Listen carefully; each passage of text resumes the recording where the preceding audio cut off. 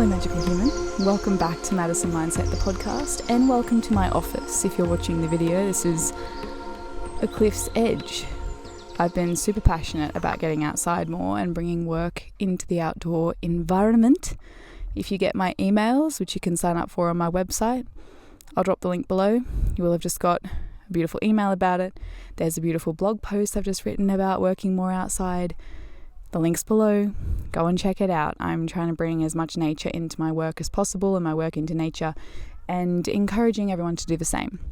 Before we get going, your reminder that you have the opportunity to have an authentic, grounded yoga studio in your pocket for a discounted price because you are here listening to the podcast, and I appreciate that so much.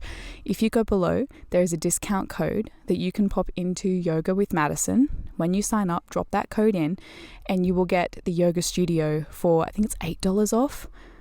It's a good amount off. It's about $8. So instead of $33 AUD a month, it's like $26 or something like that. So good, such good value, and so much there. I've made this yoga studio as accessible as possible, as authentic as possible. There are 22 classes up there currently. By this afternoon there will be 24. The absolute max I'm going to put up there is about 50, and then I'm going to change them over. I'm going to have yoga classes in, yoga classes out, because the point of a yoga practice is to develop a sadhana, a daily practice that you repeat, that you get comfortable with, and that allows you to really step into what yoga is all about. So instead of thinking about, what am I supposed to be doing? You're actually just doing the practice and feeling what yoga is about. So go and sign up, go and jump over there. The link is below. The discount code is below as my gift to you. For as long as you are subscribed, you will have access to that discount. The discount code will end at the end of this month, so the 1st of August. The discount code will be invalid. So go and jump in there now. I am so happy to have you in there and honored to be trusted with your journey and your path of yoga. If you'd like to join me for a whole weekend, this is for everyone in Australia. If you want to travel for this, go for it, but it's literally 2 nights, so maybe later. If you're in Australia or close by around New South Wales, I am hosting a 2-night yoga retreat in Wentworth Falls at the Happy Buddha Retreats. It will be November 6th to November 8th. We're going to be living the yoga lifestyle. The retreat is called Becoming Yoga.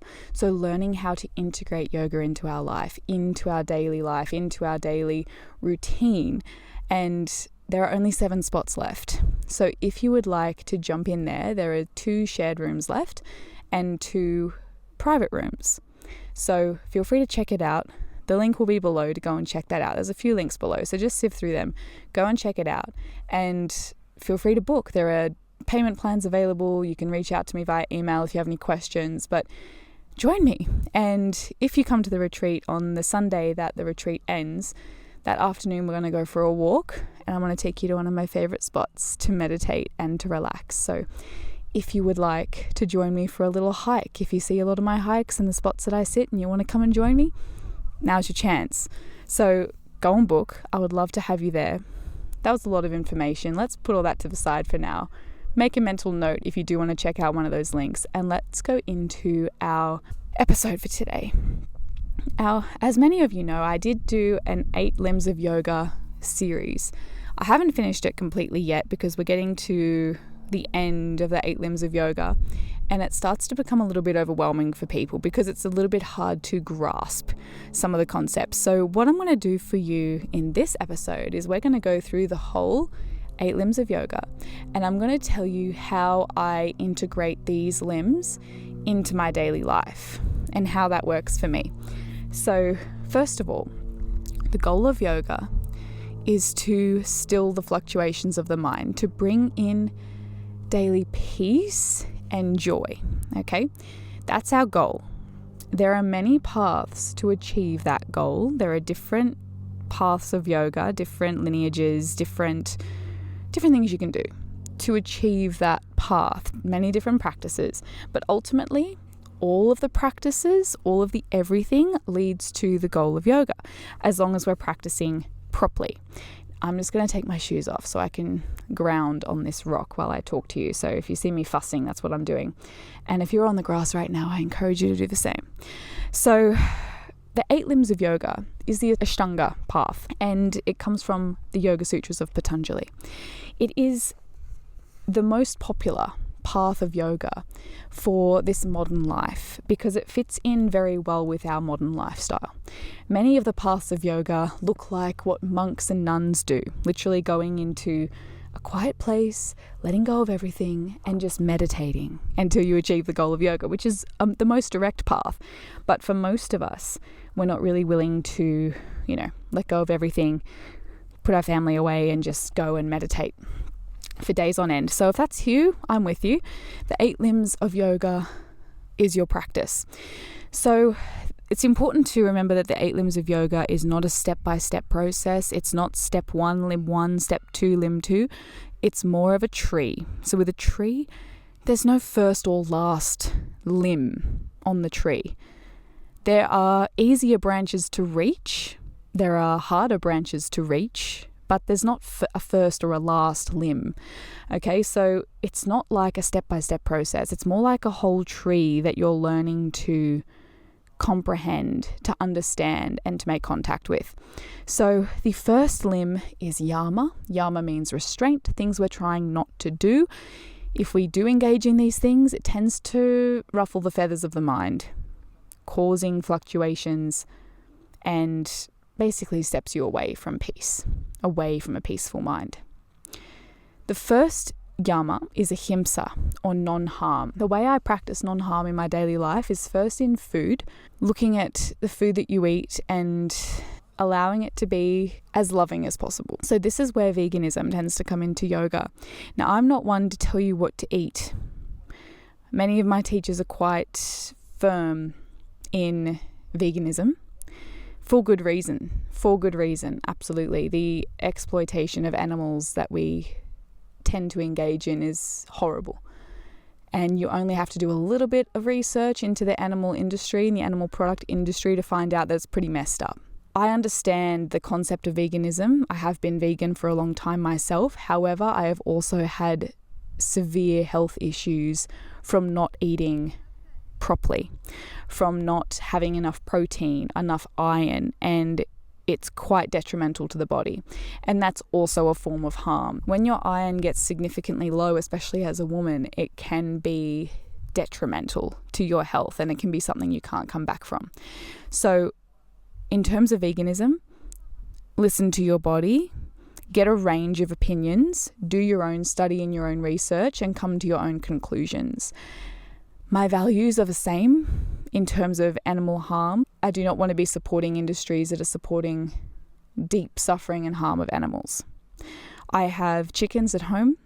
I eat the eggs from those chickens because I love those chickens. I know they're happy and I know they don't care about their eggs. They leave them, they walk away. And if you know anything about chickens, they have to sit on those eggs in order to make any babies. So if they abandon those eggs, in fact, sometimes they start eating their own eggs. I think they're okay with me having some. I've had quiet words and they're okay. When we're practicing ahimsa, if we can understand that we don't want to harm our body, and eating a lot of animal products has been shown to be harmful, and a lot of the animals have been significantly harmed. Look at who you're supporting, being mindful of where you're getting your food from, how is the food treated, and doing your best to live in love with what you're consuming. Look at what you're purchasing as well. With every purchase, you are voting for a company that receives your money. If you don't agree with that company, don't support them. Simple as that. You can also harm with your words, your thoughts, and your actions. So obviously, no hitting anyone. Mind your words, mind your thoughts, because all of these things accumulate, and then we have to live with guilt and regret and this sense of harm within the body, which of course is very disturbing to the mind. So with ahimsa, I'm looking to live with kindness and awareness and choosing love as much as possible without being hard on myself, without being tough on myself, and I encourage you to do the same. The second yama is satya, or truth-telling. How I practice this in daily life: speak your truth. Do not cover anything up. Be completely honest, exactly what you feel, exactly what you want, exactly what you need. Honor what you need and don't sugarcoat any stories. Obviously, if you look at someone's outfit and you think it looks really terrible, it would be a form of truth telling, potentially, to say that outfit doesn't look good. If that's your truth, that's your truth. However, that's a form of harm as well. It's an unnecessary truth. It doesn't need to be told. That person doesn't need to hear that their outfit looks terrible. Okay? If it's a truth that will hurt, but it will ultimately bring value to the person, then they potentially need to be told, and it may bring some harm, but ultimately in the long run, it may be good for them. So it takes a little bit of awareness, slow down in your communication so you can figure out what the best thing is to say. And in truth telling, it's also about hearing as well. So being able to hear the truths of others openly without trying to manipulate or wanting to hear a certain thing. The third yama, asteya, non-stealing. Obviously, don't take people's stuff, okay? Don't take people's stuff. If it doesn't belong to you, it's not yours, leave it alone. That's the obvious one. Be careful with your time. Time is a resource you never get back. It's more valuable than money. Don't steal your own time or anyone else's time. Same goes with energy. Not stealing from your own energy, not stealing from the earth's energy, not stealing from others' energy. And then, of course, we've got earth resources. Doing the best you can to tread lightly, not stealing the earth's resources without giving anything back. It's a give and take. It's a team effort, not a constant me, mine. So doing very mindful practices in order to not be stealing from anyone or anything. Fourth yama is brahmacharya, which means moderation. This means to use your energy with moderation, with mindfulness. It can also be seen as celibacy. It has been previously seen as celibacy. So you get the idea that, we're not sharing our energy around so much. We're not overusing any particular sense organ, and being mindful of pleasure, because anything that brings pleasure has the opportunity for you to become addicted to it and to just want more and more. So the key there is moderation, understanding that you shouldn't always be feeling these different senses and different types of pleasure. There should be some gaps there. So being mindful, looking at, what am I overdoing? Is there too much TV? Is there too much phone? Is there too much sugar? Is there too much pizza? Is there too much, even looking at, who you share your body with? Is there too much of that? Is there too much of something? Alcohol, coffee, look at it all and try not to indulge too much. Enjoying pleasure is good. Pushing it and overdoing it is only going to end in harm. The fifth yama is aparigraha, and aparigraha means non-greed. So this is where we're not hoarding, we're not taking more than what we need, we're not buying more than what we need, we're not filling our houses with rubbish, we're not hoarding anything. We're letting things in, we're letting things go freely. This is a really important practice, practicing non-greed, and it brings a lot of freedom. The second limb of yoga is niyama. Niyama means a personal observance, so something you're going to look at on the inside. The first niyama is satya, which means cleanliness.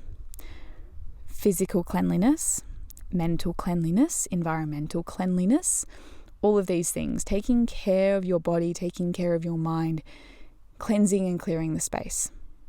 I do that daily, you do it daily when you have a shower, when you clean your kitchen, when you tidy up your wardrobe. All of that is practicing satya, and it feels good. It feels good to clean things because things are meant to be refreshed. Number 2, santosha, contentment. Practicing daily contentment of mind, noticing when you want something a certain way or you don't want something. Being on that journey of liking and disliking is really dangerous, and it leads to a lot of suffering. Whereas if we can practice contentment, so the weather, it is how it is, enjoy it as it is.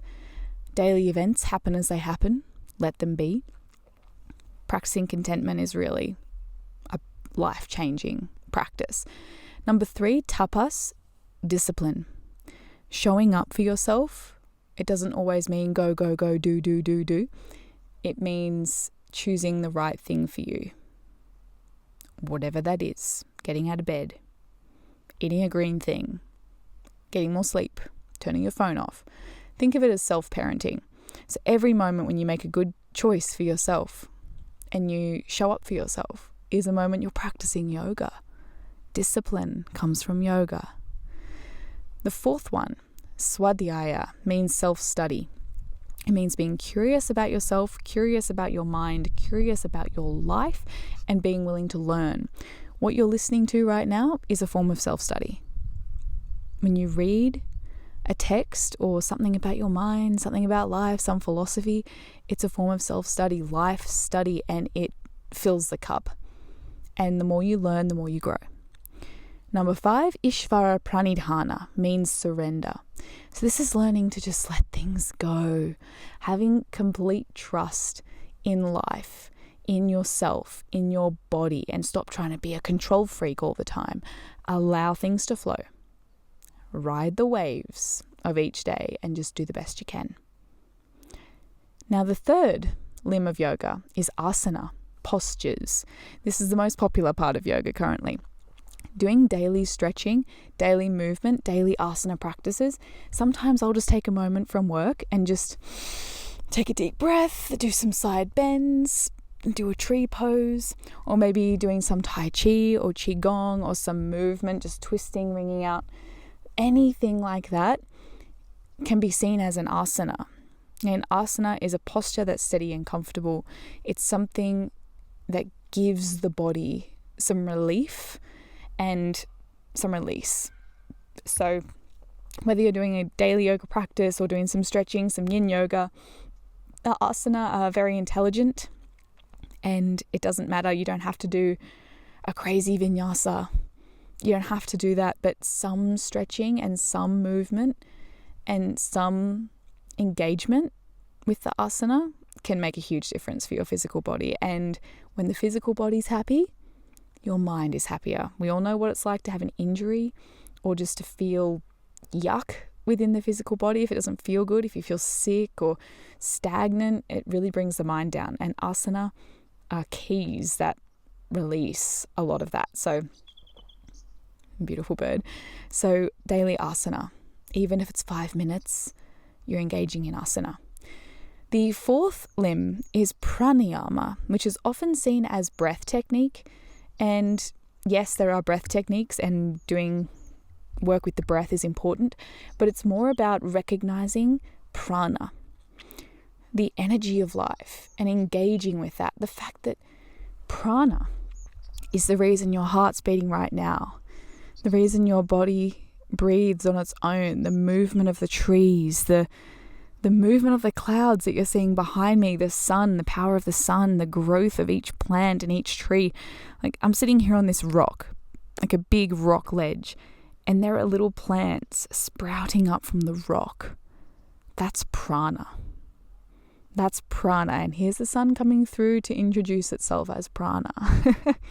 That is prana, life energy. Recognizing that you are a prani, a being of energy. You have the ability to move, to take in, to release prana, and that's where manifestation lives. So honoring prana as the energy of life and refreshing it in your system, releasing it in your system. For me, it looks like a lot of breathing, a lot of jumping, a lot of lymphatic tapping, being outside, feet on the ground, and just taking in that new life, that new prana, and making sure we're letting go of the old. This is a beautiful practice, and it should be done daily for sure. Number 5, pratyahara, sense withdrawal. Pratyahara is done a lot through meditation, but you can also practice pratyahara by choosing to relax daily, by choosing to detox from your digital device, from letting go of all sounds, no music, no podcasts, no bings and bongs or TV in the background.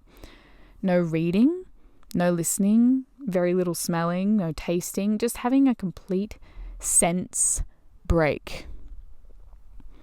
So peace. Nothing. That's pratyahara, and it is healing. It can be uncomfortable, especially if you're used to always having music in the car, always listening to books, always reading books, always doing something, always fiddling, always touching, always picking, whatever. But when you practice stillness and not engaging in any sense organ, it's quite freeing and very liberating for the mind. Number 6, and this is the last limb that you can actually practice, so it's the last one you need to focus on, dharana. It means concentration. And this is what meditation looks like. So you sit, you be still, you concentrate on being still. Recently I've been practicing trataka meditation, which is a candle gazing meditation. So you have a candle and you just stare at the candle, trying not to blink. You just focus on the candle. But you could just close your eyes and focus on the breath. And you try and stay there for a designated amount of minutes. And that concentration over time and practice will lead to the 7th limb, which is dhyana, the state of meditation. You can't just meditate like that. You have to first go dharana, concentrate, focus, concentrate, withdrawing the senses, pratyahara, and then a state of meditation is found. Now, the 8th limb of yoga, which some of us may never brush up against, it's totally fine. It's a pretty high branch. You're allowed to go up there, but it's just a little bit of work. Samadhi, or bliss, enlightenment, complete freedom. This is when you've achieved the goal of yoga. The mind is completely still. It's completely peaceful. There is no disturbance. You are one with life, with everything. You're free of the human condition, and that takes some training. And you may get flashes of it in your life, you may not. Just practicing these things alone, even if you never touch dhyana or samadhi, it's going to improve your life. You'll be a kind human being who tells the truth, speaks truth, seeks truth, who never steals from anyone, whether it's physical objects, time, or energy, who is very caring in how they use their energy and not just throwing energy everywhere and just overindulging, and not greedy at all. It sounds like a good person, right? It's the person who practices, focuses on cleanliness, is content with their life, is disciplined in the most healthy way. They study themselves, they're curious about themselves, about others, and about their life. They surrender to what is and have complete faith in life or a particular god or goddess. They move their body every day and do asana to help the organs and the body release and relax. They focus on pranayama. They see and feel the prana in their being, and they wonder about the magic and the power of the sun and the power of the wind and dance in that. They revel in that. They practice sense withdrawal. They're not overstimulated or bombarding themselves with constant noise and pleasure. They're actually free of that. They don't need to do that. And they can concentrate. Look at a human being's current concentration rate. I believe we're up to, on social media anyway, you've got about 3 seconds of concentration until you just skip to the next one. How ridiculous is that? 3 seconds. Imagine being able to concentrate for minutes on end, for hours on end. And you can do that. Your mind is strong enough to do that. It's just that we don't give it the chance. So that is how I practice the 8 limbs of yoga. I hope that helped you see how things fit together and how simple it can be. And that yoga really is an integration into your lifestyle. You can't do all that in an hour class. You can do some asana, some relaxation, some meditation. Yep, you can do all that for sure. But the yama, niyama, and even pranayama and pratyahara, it's got to come into your life for it to make a real impact. And this is why with Yoga with Madison, I am so passionate about sharing each of these things and giving you ways that you can not only learn about the 8 limbs, but integrate it into your life. And when you have a yoga studio in your pocket that cares not only about asana and about aesthetics, but actually about the goal of yoga, you're going to focus on these things and you're going to integrate them, and it's going to feel like magic. And it's powerful to have a studio in your pocket. As beautiful as it is to be able to go into real studios, I loved having a real studio. It's beautiful. I'll have one again one day for sure. And I can't wait to teach yoga tonight at a real studio and to welcome people at a yoga retreat. It's a dream, but the daily practice integration is where the real change happens. That's what I'm passionate about. So go and check out Yoga with Madison. If you have any questions, feel free to email me, leave a comment on the episode. I'm more than happy to answer any questions or have a conversation about anything I've spoken about. Thank you for being here and for appreciating my point of view and the way I explain things, and for honoring me, as I will honor you for you. Thank you for being here. Enjoy the rest of your day. Love.